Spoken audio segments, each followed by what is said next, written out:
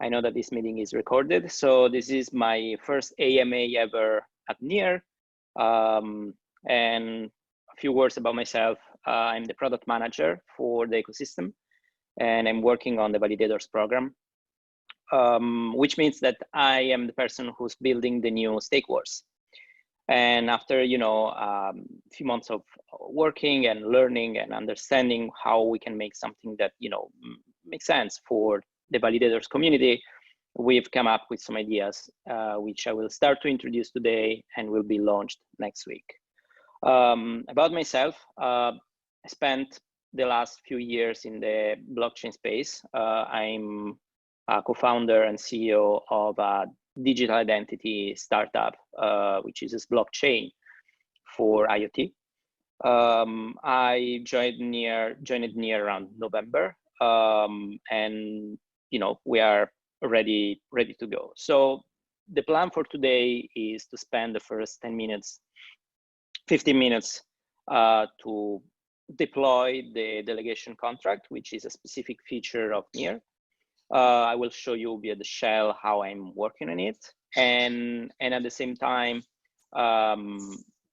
learn how delegation essentially works with NEAR protocol. And then we will do an AMA until 10:30 Pacific with all the questions. There is also Ilya, we have Bowen, so we have Anais, so a good portion of the team is here to reply any of your questions and concerns.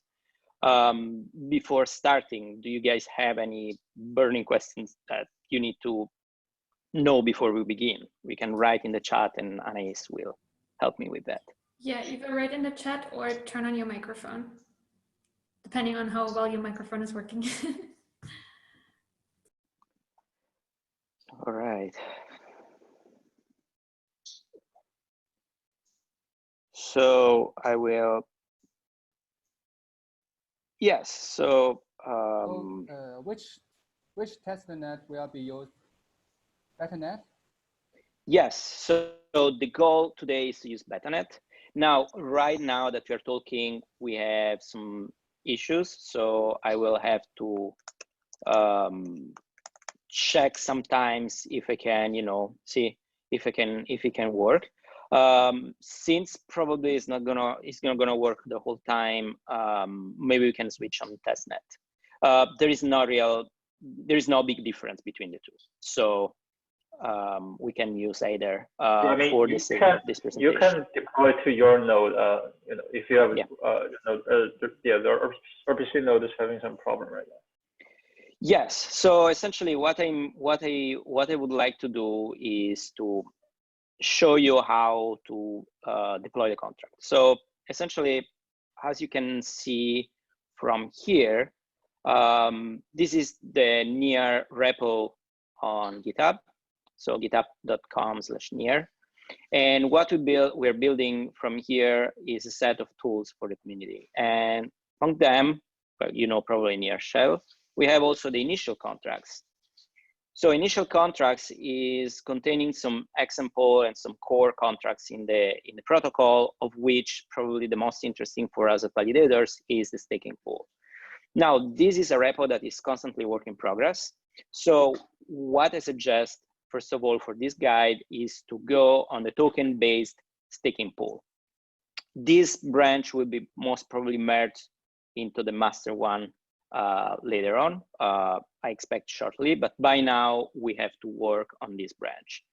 So what is important is to open the staking pool, which is the way that we use to delegate tokens, and then download and compile this repo. So how the staking pool works.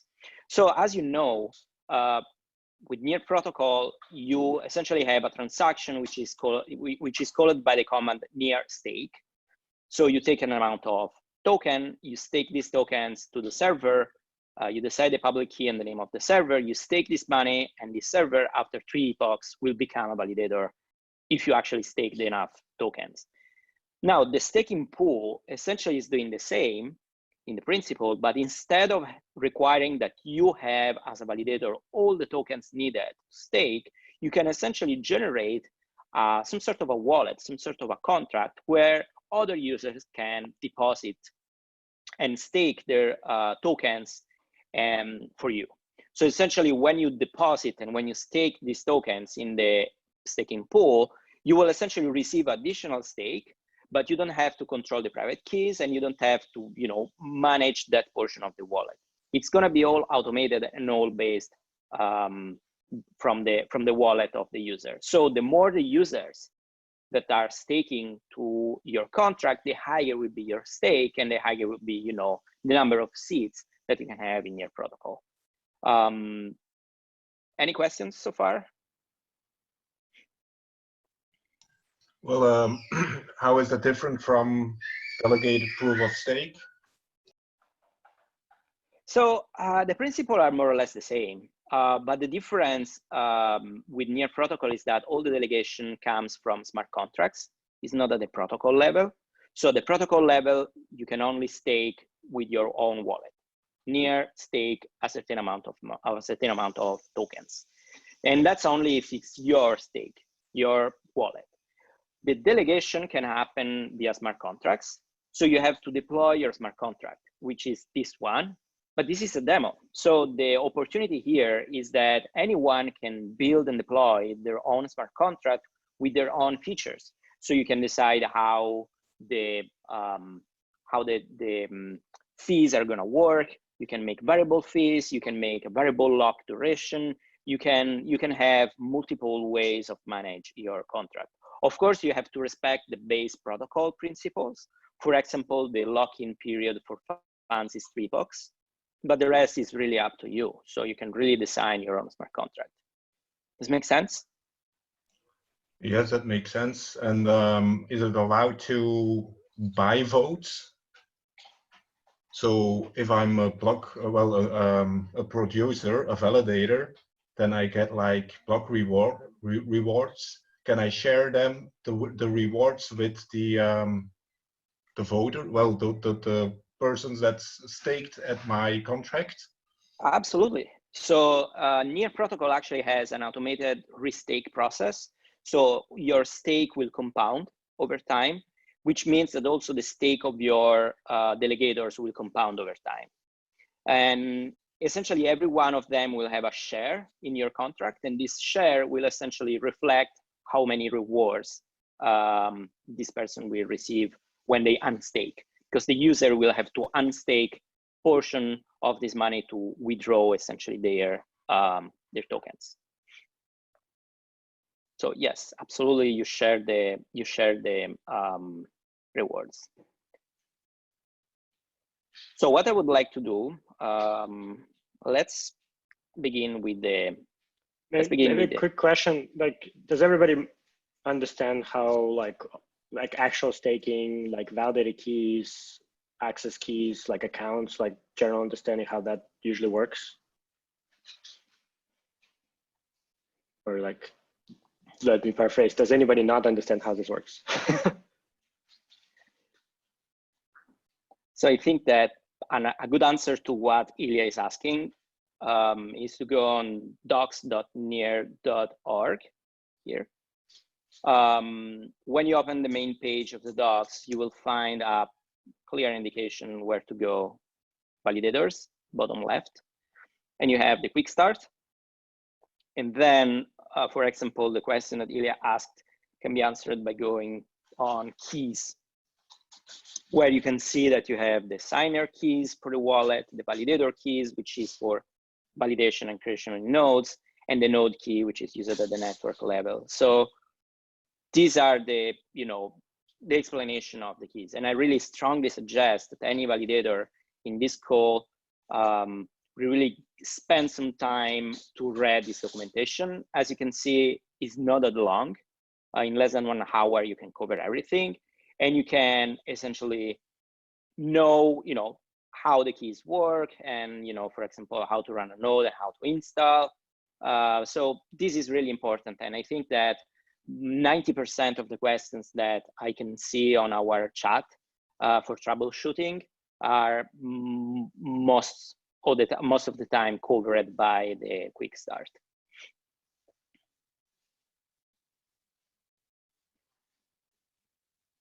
So I think we are ready. We can try to compile. As mentioned, we have a little bit of some issues with the beta.net, but should work. We should make it. So the first thing that I want to do right now is to clone the initial contracts repo. So as I mentioned, this is work in progress. So the best way to get the latest release of the contract is to use this version here. So to go on GitHub. Then the second most important thing that we have to do is to go on the right branch. So the right branch is token-based.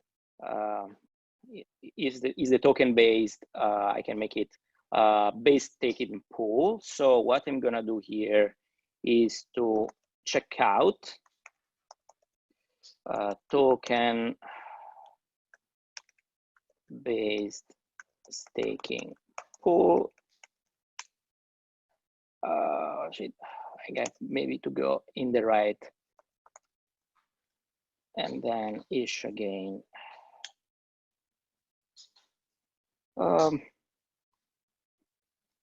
Interesting.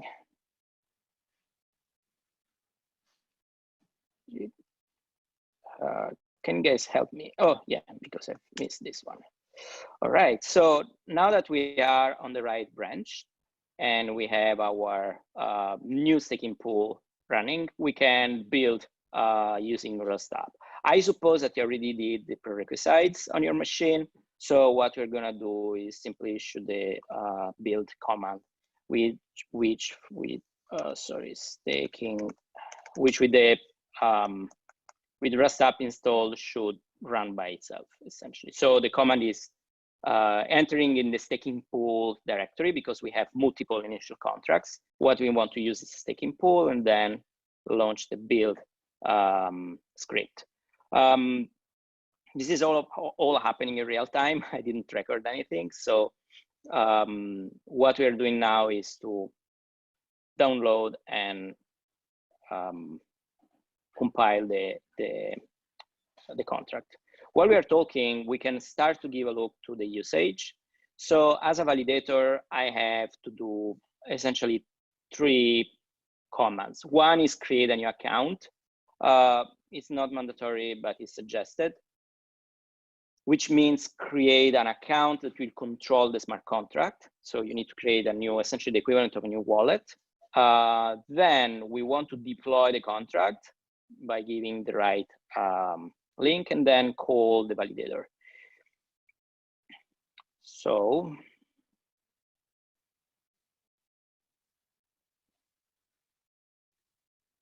while this is building, I think I can open a new window. And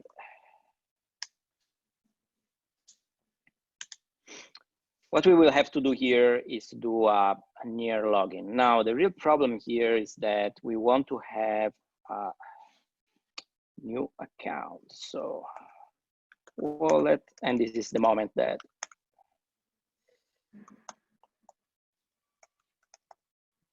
so this is the address that I normally use to create a new wallet. So it's, using beta.net is important because we are working on beta.net.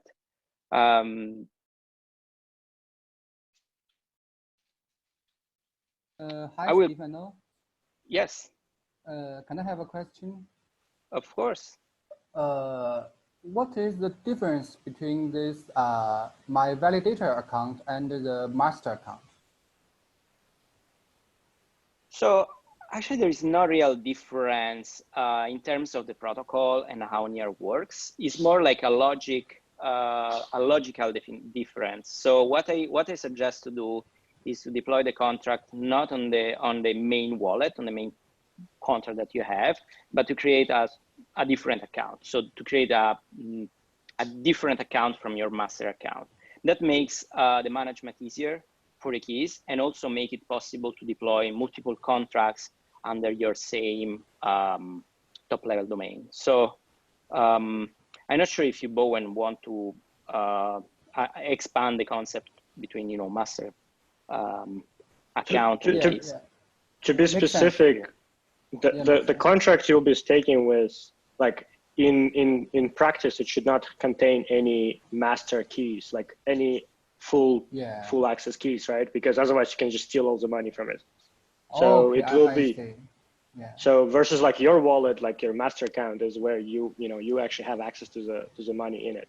So usually you would create this new contract and deploy the code that, new account, deploy the code in it, and then remove the access keys to it, so that the only way to operate with it is through the function calls, right? And now you can deploy and you can validate with it, but you cannot like steal money or do anything. And then if, for example, this contract is outdated, there's a new version, you can just withdraw all the money, ask everybody to delegate to a new contract, for example. Yeah, makes sense. I see. Thank you. Yeah. All right. So I think thanks, Celia. Really, so I'm happy that this helped. I'm creating a new contract. So we need to understand if I can. Okay. So essentially, what is happening is that we have some issues on BetaNet. So I think I can fall back on testnet.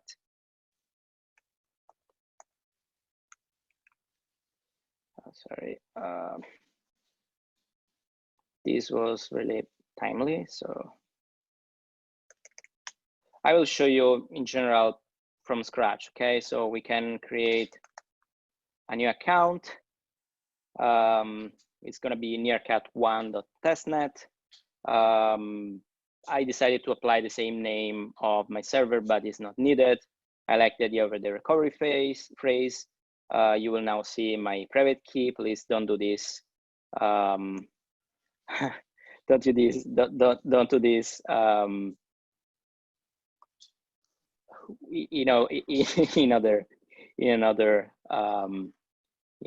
moments. This is a throwaway wallet. At home. Yes, do it. Don't do it at home. So at this point, I verify the passphrase and I have my wallet ready to be used. Now, what I need to do is to log in from my machine. So imagine this. This machine that I'm using is not really the validator node. This machine is a Linux machine that is only handling the keys and is handling the contract. So just to be more clear, you don't have to install near shell and to run your wallet and to deploy the contract from the same machine that is running your validator. You can run it from anywhere else. For example, I'm running all of my nodes from a laptop. So I got my laptop, I got a virtual machine, I log in the virtual machine, and I got my my information there. So what I'm gonna do is to be sure that I will log in with this machine and will have access to this wallet, okay?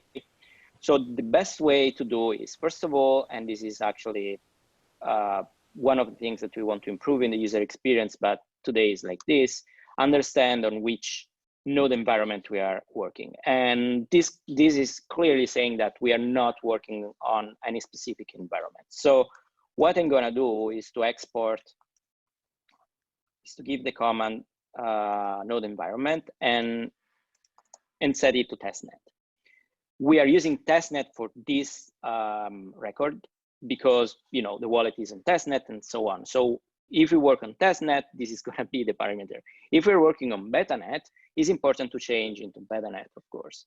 And of course, if it's going to be mainnet, you will have to set main. At this point, your near shell will be connected, will be capable to talk with testnet. So if I issue the command near state near cat1.testnet, I will see that I have my account. I can clearly see that is a testnet network, and I see that I have 500 testnet tokens ready to stake. So at this point, my wallet, my near shell is ready, my wallet is ready. What you need to do is to log in. So near login, okay?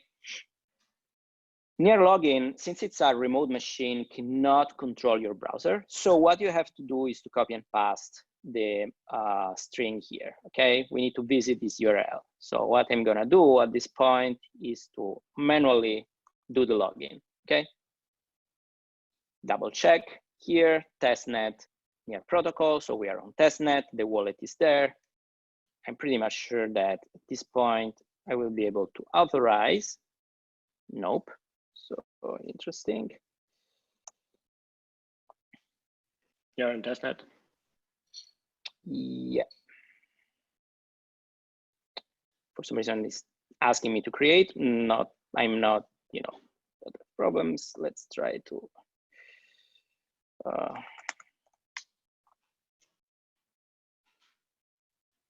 Yep.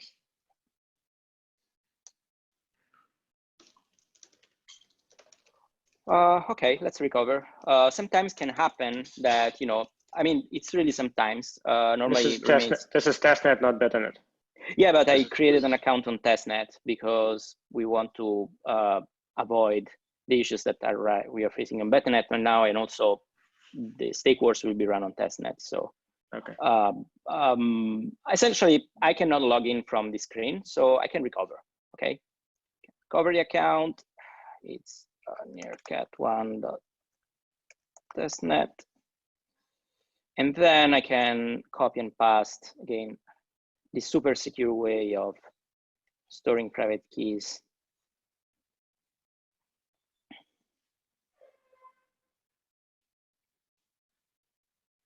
I don't know why I cannot log in, guys, but it's fine. Let's try to debug. I mean, this is really happening in real time, so I don't really know what's up. I can try to clean up the URL here. What really the shell needs is the public key. Okay, so we need to authorize this public key. This is mostly what we need. So let's try to. At least I saw you create an account on betternet. That's why it's probably not recovering. Yeah, like no. Zazo. Let's see.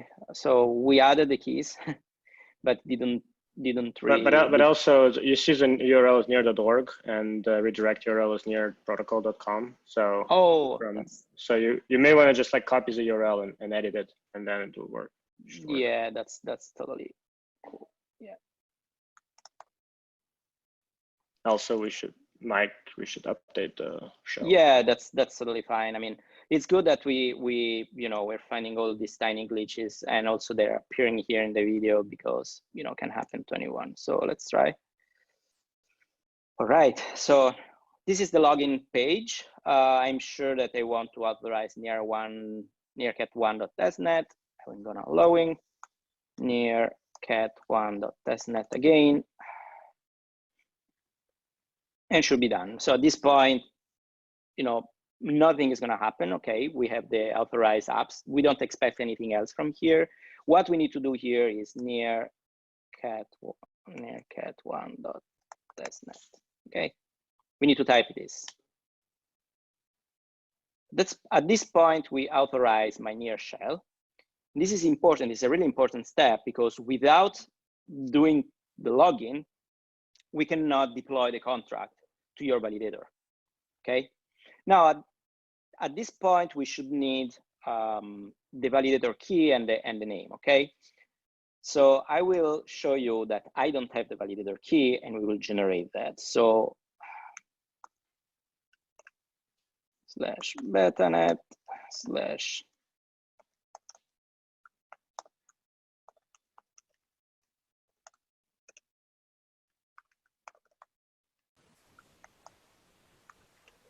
So this is a pre-flight.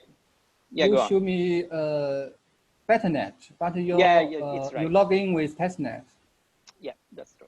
So I'm showing you one of the multiple ways to understand that there is no validator key. So we need to configure the validator. Okay, yeah. So there's no validator key. So what we need to do is again. Now, let's assume that this is another. These are two different machines. Okay, so I'm using two windows. It's the same machine. Again, you don't have to run near shell on the same machine that is running the node. for simplicity, I'm using this one. So what we can do is near up testnet on this machine. I don't need really to use Docker. So what is happening is that the application is asking me what is the account ID, and we have this. So the account ID is near cat1.testnet. So yeah, I see, Codeless, your question. That's a good question. We will ask Bowen in a moment. So near cat1.testnet will generate the key. You will see that there are multiple keys in the screen. We have, this is the public key that we need to use to deploy our contract, but I still prefer to, give this command. Okay, so as soon as Anais can let in some people. Can I ask 2 questions in the meantime? Absolutely. All right. So I'm basically 2 steps ahead because I tried it earlier today, but didn't try that particular branch. I tried the master branch for the initial contract. So of course, it didn't really properly work. So what I've found out right now is that the next step will basically fail because the build.sh script doesn't build the staking pool with shares WASM contract, but just a staking pool WASM contract. Not sure if that's on purpose, but I guess we'll stumble into some struggle there. And the second one is actually a question. So when you initialize the contract, so when you call the new function, you have to provide a stake public key, and I have no clue what it is and where to get that from. So we're getting there. So okay, yeah, fair enough. Yes. So the validator node, that's one of this is my notepad. So when I work on this, I essentially copy and paste some information so I have it at hand. More specifically, my node is this one. So the account ID is this one, and the public key is going to be this one. Okay. And so, Oliver, sorry. Yeah, I mean, that is why I was asking about, does everybody understand the keys? Because like your question is pretty much about that, is like Near has pretty much 2 types of keys. One is the key you use to sign things, and one is a key that your validator would use to sign blocks, right? So signer key for signing transactions and validator key for signing blocks. And so validator key is usually generated when you start a node. And that's what like here, Stefano here is showing. But pretty much if you say if you use near up, it actually asks you for a account ID and then prints you a validator key that it generates, what's on the screen right now. If you're doing it manually, you probably run like near init or some form of that, and or keygen, which also generated a key. Yeah, I mean, I got that part, but I never stumbled across a stake public key. Right, so it's specifically asked to provide, or you have to provide the initialization of the contract with a stake public key. Yes. Is that the same as the validator public key, or? Yes. That is the. Yes. Okay, okay. That was unclear to me. I do understand the concept of keys and everything, but I never heard the term stake public key before. Yeah, it's the same as like if you just stake directly, right? You say near stake and then the validator or staking key. All right. Yeah. Okay. Got it. Yeah. And it's like we want to distinguish it from the kind of the key you sign transactions with, which is just usually just public key. Yeah, that makes total sense to have a different validator key than an actual signing key. So yeah, I think that we are at a so I think I can proceed. Anais. So the contract is here. We are on the right. I'm just resetting. I won't go through the whole pre-flight. Again, it's a good habit to know if the node environment is the correct one. Again, I see that it's empty. So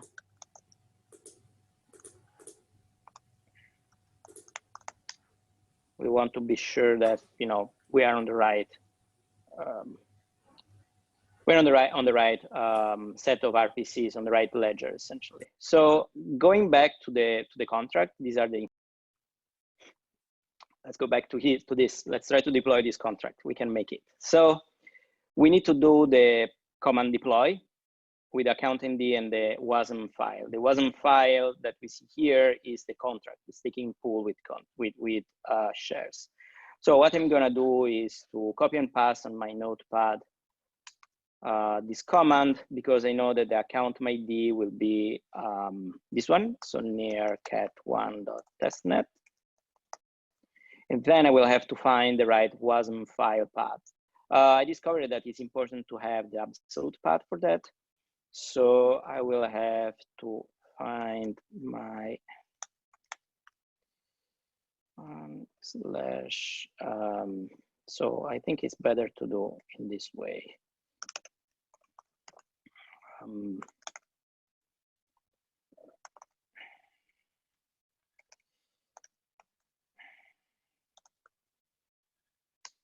So this is the path where we found our file. So I essentially already have the path here. So I can do this painstaking thing, then deploy this. When I'm ready, I can definitely copy this. And this is the command. So I'm gonna deploy the compiled contract on testnet.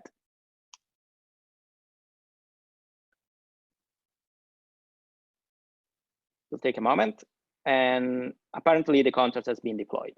The right way to see if this was successful is to go to the testnet explorer. So explorer.testnet.near.org.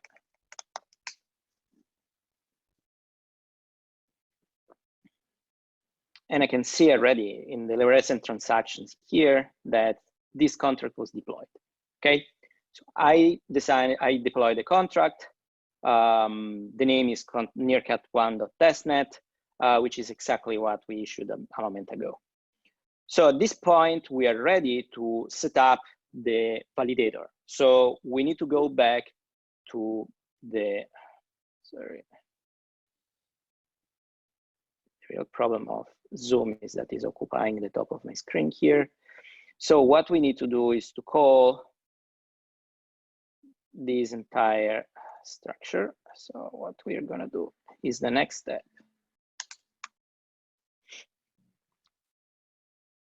Okay, so I'm gonna call the contract, which is nearcat1.testnet. The owner ID will be nearcat1.testnet. The stake public key is exactly what was the question a second ago. We need to copy and paste the public key that we have here. Now, from what I learned, it's not important to have this part. So to have the type of curve used for the public key, and it's not a problem. Just copy and paste the public key. And the last one is the fees. So the fees here are 10%. They are calculated numerator and denominator. So it's 10 out of 100, okay? It can be 100 out of 1,000, it's up to you. I will keep this the standard to 10. And the last one is, again, who is the owner of the wallet that is issuing this contract. And again,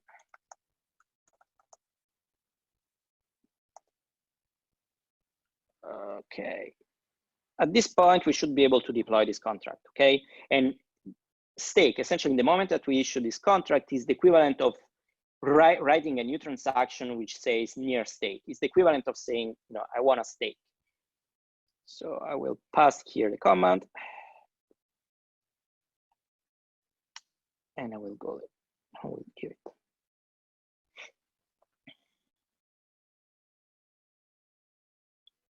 At this point, we should see again in the Explorer, we should be able to see that there is a new This is the betanet, we don't need it.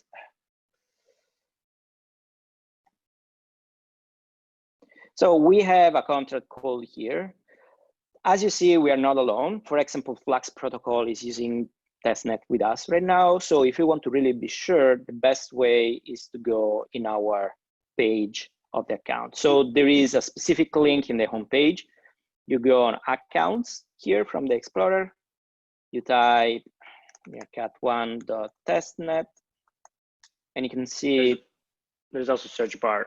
You can type. Yeah, there's also search bar, of course.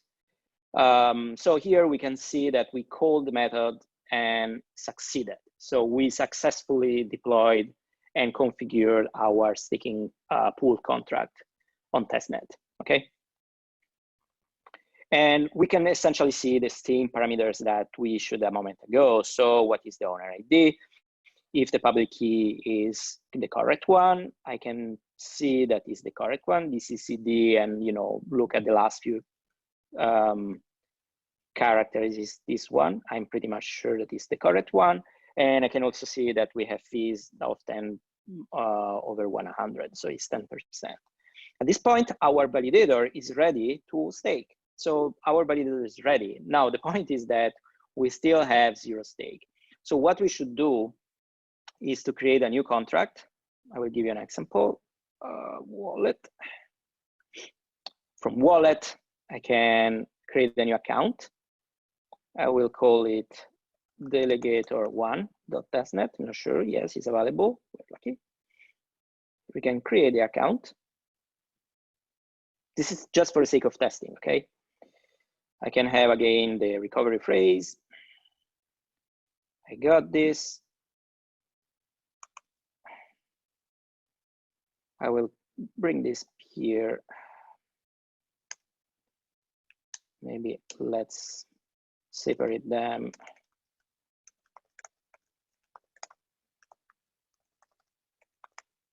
And we can put this here and call it. Okay. Let's put the word number 12, which should be fog.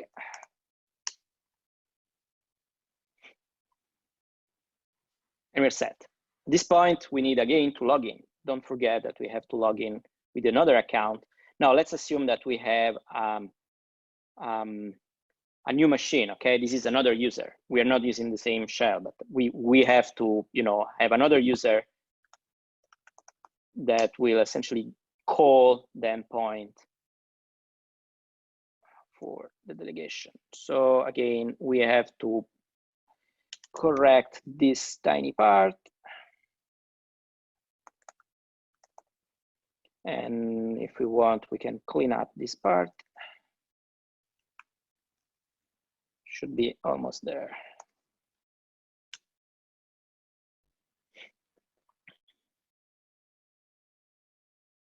So we want to authorize Delegator1.testnet. I know that you asked if we can do this from near shell. We will go over it shortly. So Delegator1.testnet. Let's confirm. As soon as we have the new page, we should be ready to.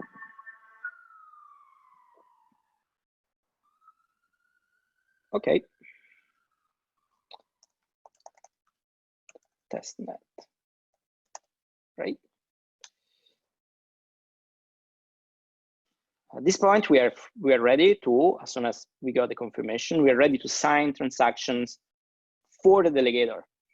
Now, imagine that this part will be automated using a normal user interface. So with the stake wars will come a delegator app that will run on a normal website. So what we are seeing now is how it works to test. So what you can do from the shell, okay? But instead, all of these parts, so the delegation will be done by you and by your users, and your community will be done through an application. So what we need to do now is to call the deposit.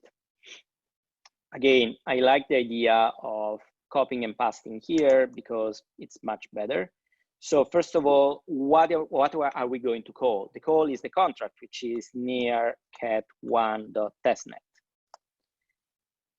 We call the endpoint deposit, which is the function on the contract that we just deployed. The account ID that it is sending the money. So this is the destination and this is the recipient. So the source of the money is Delegator1.testnet. Okay. And we want to stake 100 tokens. I'm pretty much sure that we have that because every new account starts with 500 tokens. So 100 tokens is, a fair amount. The delegator will have that. So I will simply paste here the command and I will deposit the money. So the first part of the action, the first action that we require is to deposit money. So remove this money from these tokens from the wallet of the user, the delegator, and it will be deposited in the staking pool. It's not yet staked, so it's just deposited there. Now, this distinction from the user will be transparent. There will be no difference. You will just press one button and will say stake. But from a logical point of view, we have first the deposit, like bringing this money on the equivalent of bringing that money on an exchange or a new wallet address, and then we can stake, which is this command here. Again, I want to do this. I will call. For everyone who uses Mac, there is a trick to make sure the numbers are correct. So, I mean, ideally we'll kind of fix this needing to put a lot of zeros, but right now, at least if you're passing as arguments, you don't need to pass in yocto near, which is 1 to minus 24 of a near. So it's a lot of zeros and it's really easy to mess it up. So on Mac, you can open Spotlight and paste this number, and it will show you in scientific notation. So if you divide this by 1 to E24, that's how much near it is, right? So this is E26, this is 100 near. So you can kind of quickly check if you have enough zeros or not enough. This is, So this is a really useful trick to quickly convert near to yocto near. So we are sure here that is 1 E26. As mentioned by Ilya, is 1 near is 1 E24. So it means that we have 2 more zeros, which is from 1 E24 to 1 E26. So this is the right amount. Of course, if I put the wrong number and if I put just 1 zero more, the contract will fail.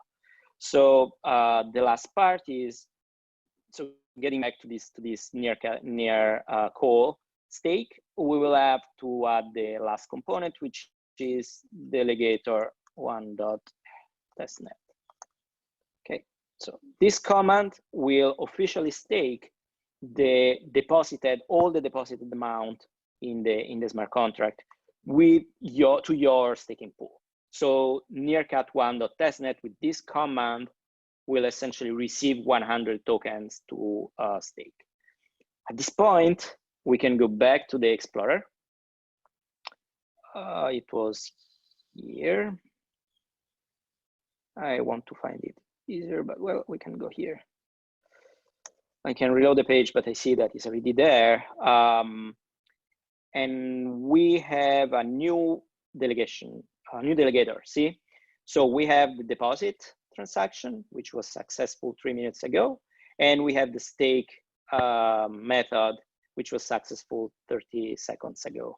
At this point, you can see the balance of this account, which has 500 tokens on its available balance, and the 100 tokens that are locked. This is the amount that is staked.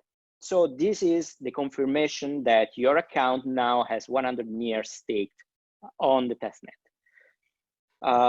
There is one additional way to check this, and this is the last one, and then we can go into the AMA.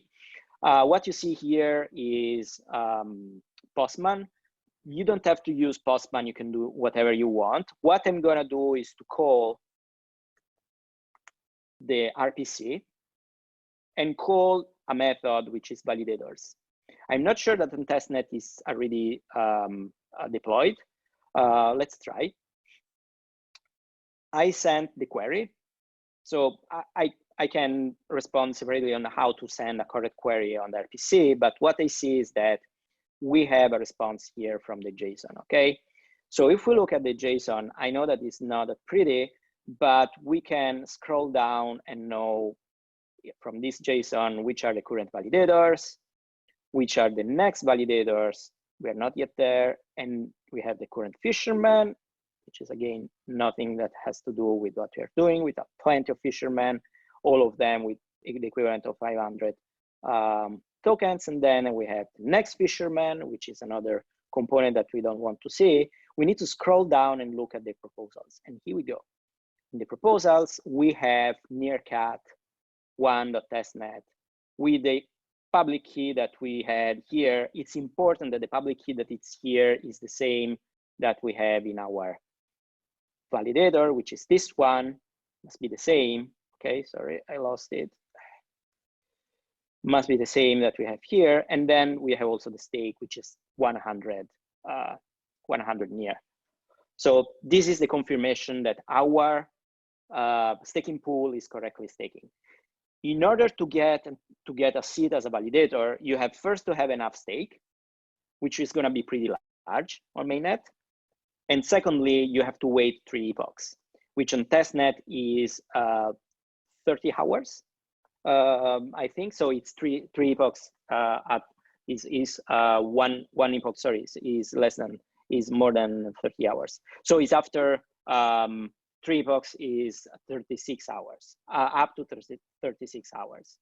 On betanet, it's only 9 hours because we have a much faster, you know. To be specific, it's not 3 epochs, it's end of this epoch, end of this next epoch, and then you'll be validator in epoch after next. Yeah, so it's up. If right now, well, you will become a validator in the 3rd. So it's like if you're staking right at the end of the epoch, then it will be 12 hours. If you're staking at the beginning of the epoch, it will be 24 hours.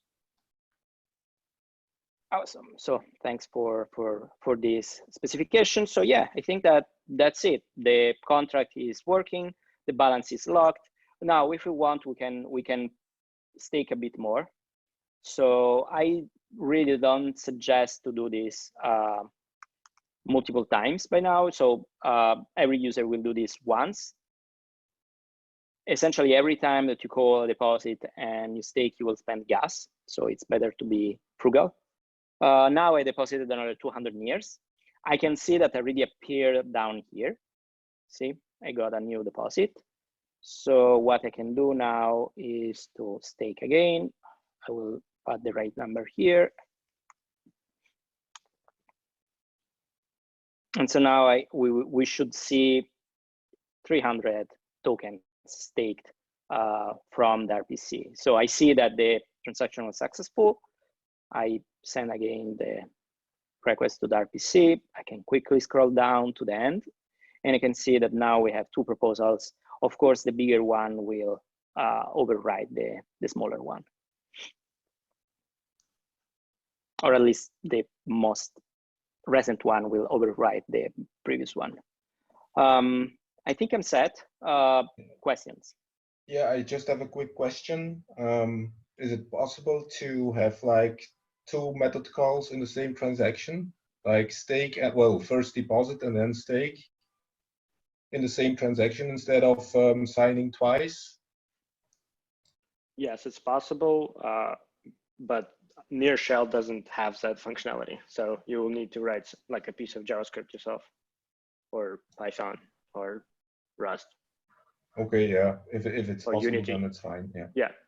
Yeah. So the way transactions are structured, there is an array of actions. So you can actually, in one action, like create account, deploy a contract on it, transfer money, call some functions, delete account, like, and yeah, sign once. But like near shell, the command line options are only for one action at a time. Okay. Yeah, I'm just comparing with EOS. They have, well, you can have multiple actions in the same transaction. So I was wondering if it's possible here. Yeah, if the CLI is not supporting it, then yeah, then it's fine as long as JavaScript is supported. So if the RPC nodes support it, then it's fine. Yeah. Actually, like when you create an account, it's actually 3 actions. It's creating an account, transferring money, and adding an access key. And it's like you can actually create accounts without adding access keys, and then you cannot do anything with it. This is like the proper way to deploy contracts that will not be changed going forward is actually to, in one action, create account and deploy contract, and to not add any access keys to it. And then this like contract then lives on, right? Based on the contract's logic. But yeah, like right now, kind of the command line options has this prepackaged things that you can use. But yeah, I'll put a link in the chat for the code that does it. Thanks. Stefano, could you open the delegate one in the Explorer? The delegate Oh, one yes. Account? This one, right? No, the delegate Oh, the one. delegator, of course. Yeah, the delegator, yes. Yes, so let's open a new window. Let's find the delegator one. I already have it here. Yes, this is the delegator. Okay, because for me, it didn't deduct the balance from my account when I deposited to my Validator smart contract. Not sure what happened. I just wanted to see if it worked for you. Totally. So essentially, yeah, there are multiple possibilities. For example, for me, knowing that succeeded is important because sometimes you think that the transactions went through, but then you open the Explorer and it can be fail. In this case, you see that the balance is now lower, is 200 here.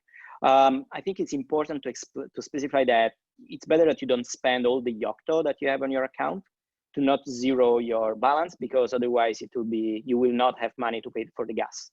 Well, you cannot actually zero out your account. There is a state at play. So you have to have some amount of tokens on your account to pay for the storage. But you shouldn't lock everything. You can lock everything, but you shouldn't. Oh yeah, that's true. So don't lock all of your funds down to the Yocto, because you will not have gas to, you will not have money to pay your gas. Yeah, you'll need to send some money to that account from somewhere else. Gamma, yeah. So BetaNet right now has an issue with RPC. It's been fixed right now. But important information, we are playing with BetaNet now, because BetaNet is built and designed to run with validators, but the stake wars will run on testnet. So we will essentially, all the accounts and everything that is happening on BetaNet will not exist on testnet. We will start everyone from scratch. So this tutorial running on testnet is also on purpose, so helps to see which tools we are going to use. So which is testnet for wallets and Explorer.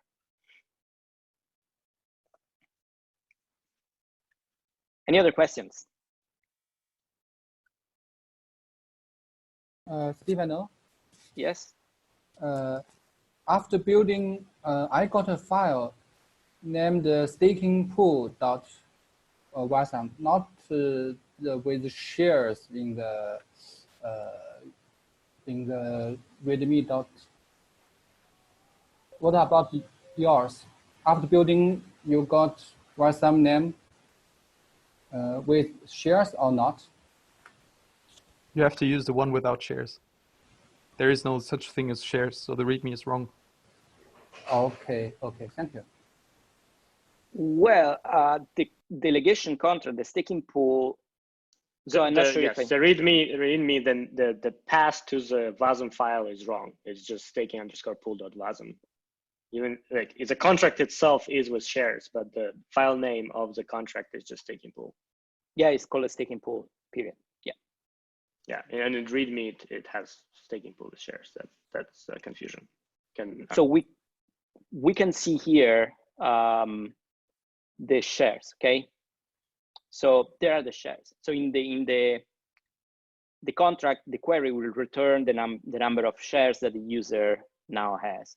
Now we can have fun and deposit also from another account, and we will see that the shares will increase and will change based on everyone that owns some shares of this pool, and these shares will be used to redistribute the rewards, of course. So you have a total number of shares, and you have how many shares the user will get. And based on the total number of shares, the rewards will be distributed across the pool, minus, of course, when we set up at the beginning, the 10% that will stay under control of the validator.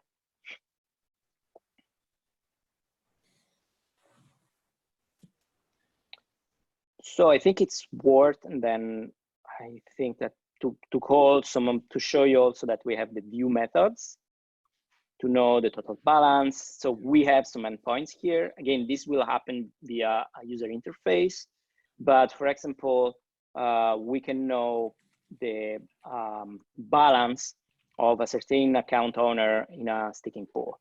Again, I like to use this copy and paste the view.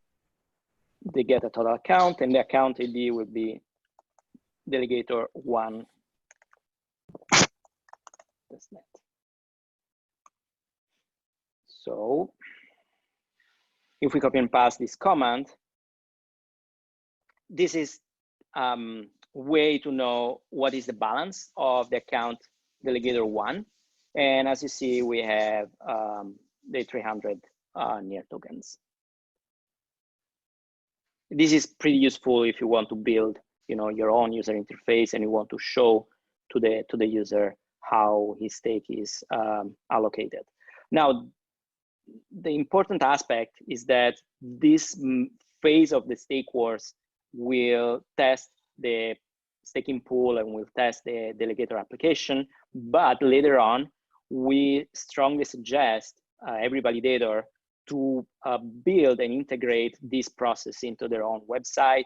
If they have a backend, if they have a user wallet, to integrate this interface with their existing platform. So all of this experience will be totally transparent for the user and will be perfectly integrated with your platform.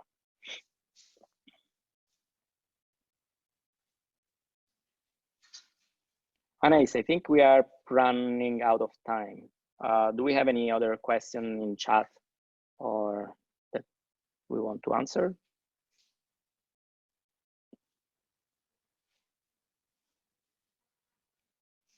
Suppose she's busy fighting the trolls. Can you guys hear me? Yes, Yes. I can hear you. Yes, yes. Sure. Awesome. I'm just going through the chat and see if there are any messages. Oh, okay, cool. So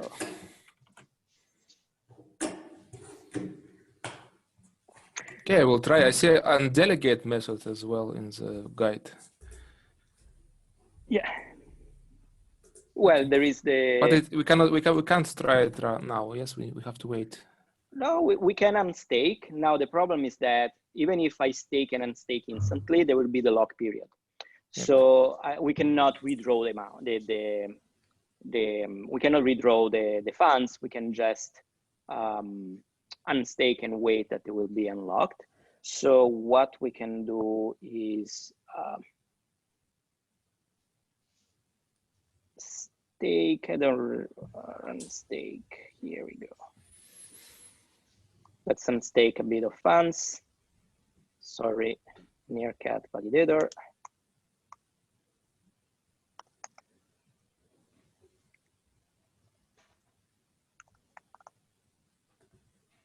We'll unstake 100. Pretty sure that is the same amount above. Yep.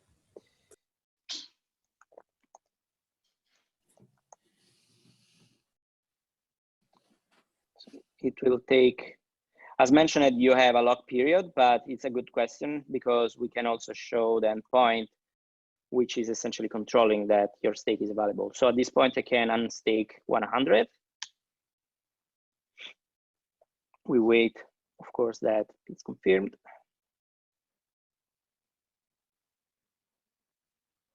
We have less shares now, 200,000. Well, I don't know if it's 200,000 or just 200, but what we need to see is in the Explorer unstake and was successful. At this point, we can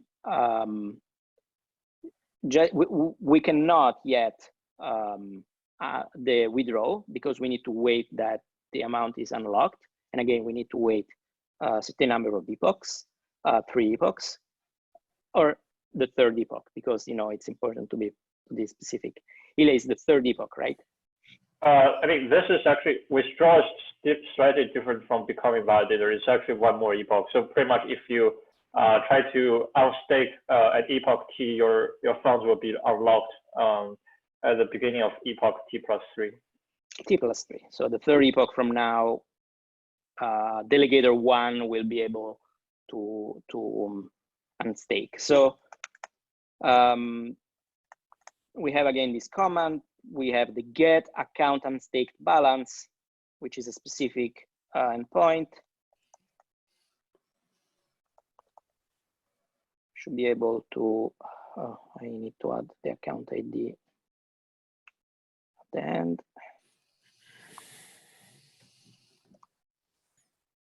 And we should be able to see.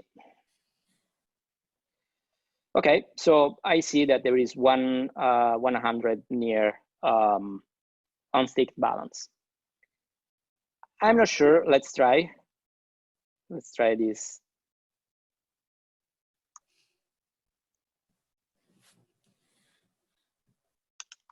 Withdraw.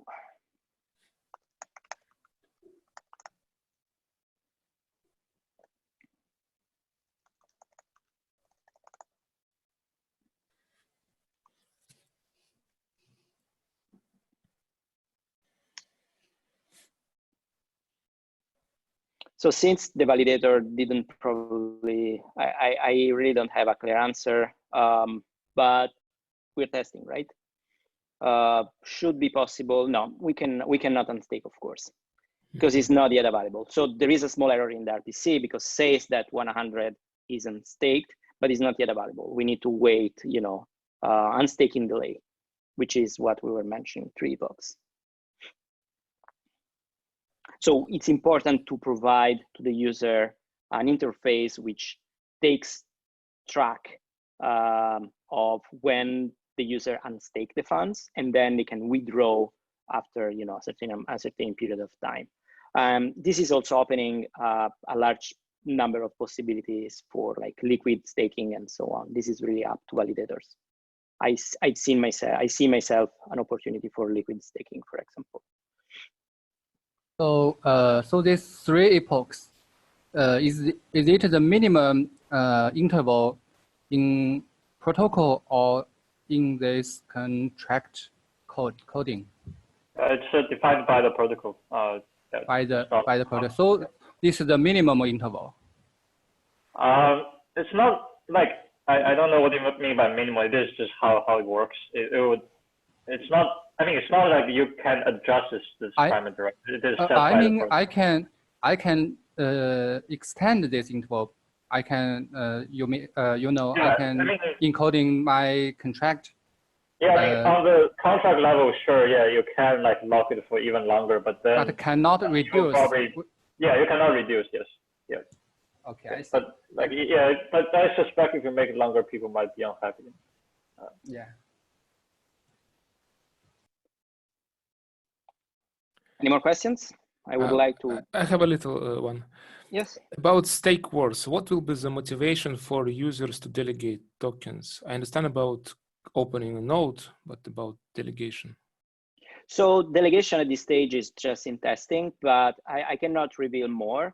But the real stake wars will be launched later this month, and we'll have something that is engaging for the community. So the community will be really engaged to join stake wars and delegate. So what they will see is a list of validators, which will be yours and all the others in this call, and they will be really incentivized to test the delegation and stake their coins, stake their tokens to the validators on testnet. Now, this is, you know, the whole of this initiative is needed to make not only validators used and confident with the delegation, but also the end users. So end users by now will just click around and will learn how it works. But later this month, we will do a launch toward the community as a whole, which will give them an incentive to participate. I cannot tell you anymore right now. Okay, cool. Thanks. At that stage, and this is really an important element that I wanted that come out from this call, at that stage, when the community will be completely committed and we completely be, you know, engaged in this initiative, would be really great if some of you have their own interface, their own delegation app, or they integrated the delegation, the staking pool in their website or in their tools. So we can essentially hand over the experience of the users through your website.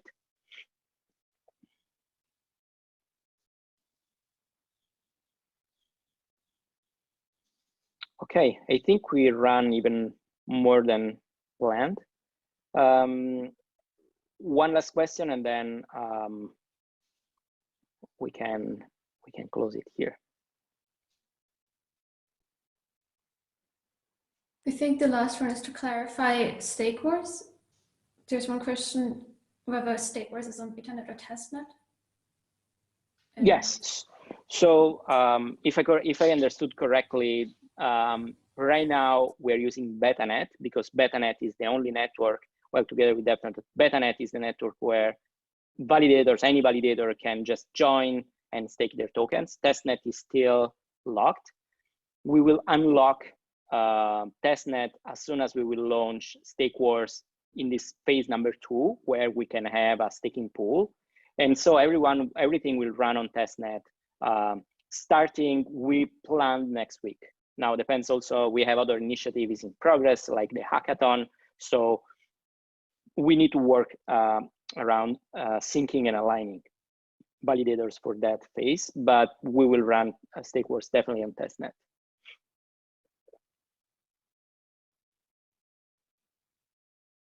Okay, I think I can stop it here. It was really awesome. Thank you so much for joining. I'm sorry for the noise created by those poor guys that want to crash our webinar, our AMA. I think that we can close it here. Join us on near.chat, where you can find our Slack channels, where we can provide troubleshooting and answer questions. Join us on github.com/nearprotocol/stakewars, where I am publishing all the information that you need to participate and to deploy your contract and to do your own staking pool. And also use always the docs on docs.near.org because that's where also we write documentation that